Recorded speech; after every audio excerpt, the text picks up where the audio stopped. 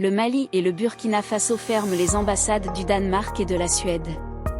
Les coups d'État militaires qui ont fortement limité les possibilités d'action du Danemark dans la région du Sahel, tel est le motif invoqué par le gouvernement danois, pour annoncer la fermeture de ses emprises diplomatiques au Mali et au Burkina Faso. Rappelons qu'en janvier 2022, les autorités maliennes avaient refusé le déploiement de 90 soldats danois dans le cadre de l'opération Takuba pilotée, à l'époque, par la France.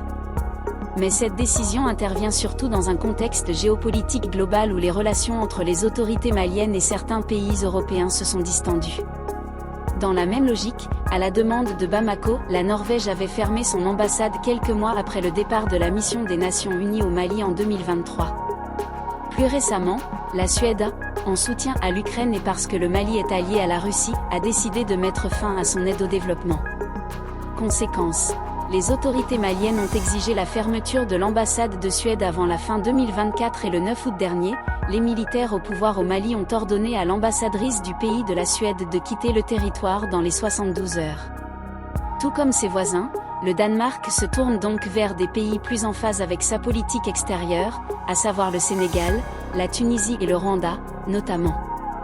Le ministre danois aux Affaires étrangères a déclaré, je cite, « Nous devons démontrer que nous pouvons offrir une alternative intéressante à l'augmentation de l'influence de la Chine et de la Russie sur le continent. » Par ailleurs, plusieurs ambassades en Afrique verront leur effectif augmenter en Égypte, au Kenya, au Nigeria, au Maroc, au Sénégal et au Ghana.